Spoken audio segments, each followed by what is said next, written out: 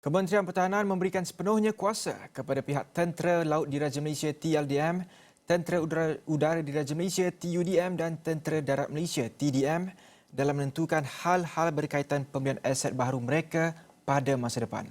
Menterinya Datuk Seri Hishamuddin Tun Hussein berkata, ia bagi memastikan tidak berlaku sebarang ketirisan, pembaziran atau aktiviti rasuah dalam membekalkan sumber kewangan kepada tiga agensi berkenaan.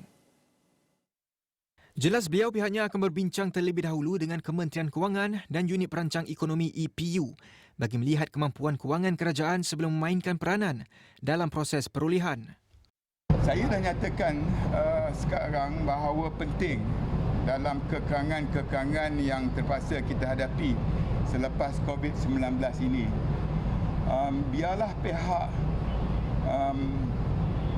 the end user, maknanya tentera laut, tentera udara dan tentera darat menentukan sendiri prioriti aset-aset yang diperlukan. Selepas itu kita terpaksa bincang dengan kementerian kewangan, sama ada EPU atau Menteri Kewangan sendiri, tengok kemampuan kerajaan untuk membiayai dan memenuhi prioriti yang ditetapkan. Mendes pula tugas kita ialah untuk memastikan proses perolehan itu berjalan dengan lancar dan dapat dipenuhi dengan secepat mungkin, secara telus dan tidak membazir.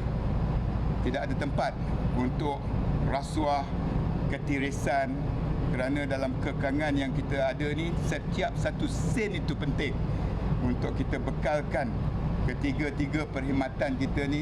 Hishamuddin berkata demikian selepas menyaksikan eksersis Taming Sari Siri 21 tahun 2022 di perairan Selat Melaka Utara pada Ahad.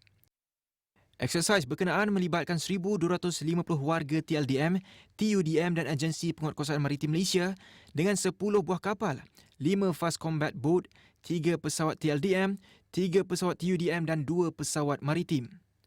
Di dalam eksersis itu, penembakan dilakukan menggunakan misal yang dilancarkan dari KD Lekir tepat mengenai sasaran yang berada pada jarak 36 km atau 20 batu nautika.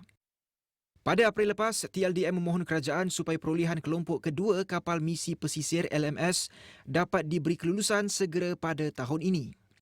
Panglima Tentera Laut Laksamana Tan Sri Muhammad Reza Sani berkata, perolehan aset itu diperlukan kerana jurang keupayaan tempur yang dihadapi TLDM semakin melebar dan berada pada tahap kritikal.